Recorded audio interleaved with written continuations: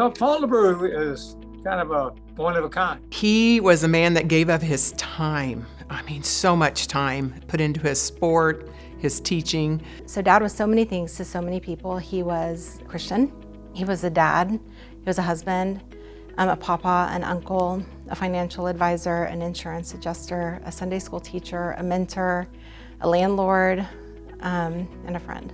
As a freshman in high school, he started on the basketball team for his high school, and then later on continued to play basketball at Oklahoma State University under the legendary coach Honoree. Dad and Mom were married in 1968 and had 3 kids, and he coached in Lambert and Jet, Oklahoma, and then at Goddard, Kansas. I remember one time we're playing Nebraska in the Big 8 tournament in Kansas City. I think it was our junior year, and we were playing lousy.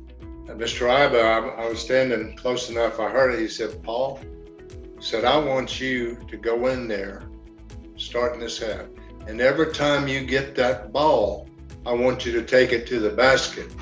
And Paul did. He scored 22 points the second half, which was huge back then. Dad was a gentle giant. He was always patient and kind, and had a compassion for those who struggled the most, both academically and athletically.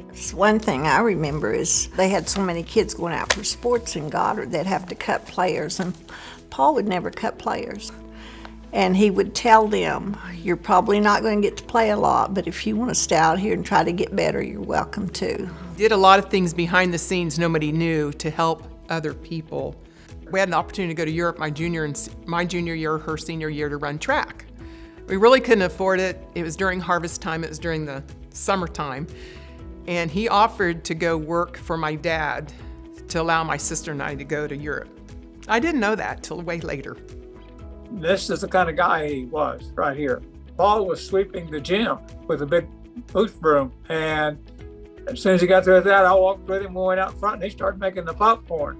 Nothing was above him, you know. He mentored me, and then he stepped down, and I was able to be head coach, and I felt I never filled his shoes as well as he did, but I did my best. He had left such a legacy and such a strong program, and I was honored to be able to be a part of that also after he left. During volleyball season, not a lot of people know this, but before the new high school was built, he had to go out there and paint the volleyball lines on the court because they weren't on the court. It was a basketball court.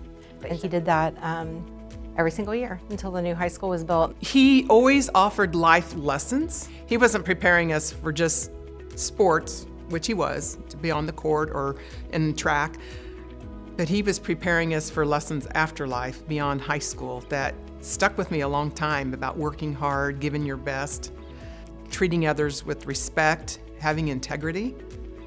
Those daily were filled in his little talks to us during practices. He would come home, he never complained if he was hungry, he never complained if he had a headache, he never complained about students, he never complained about his job, about the long hours that he would work. He would just do it because he loved it. I am so happy for him that he's getting the recognition to be in the Hall of Fame. He's the whole package deal and had represented Goddard very well. You know, Dad was a shining example of how we should all live.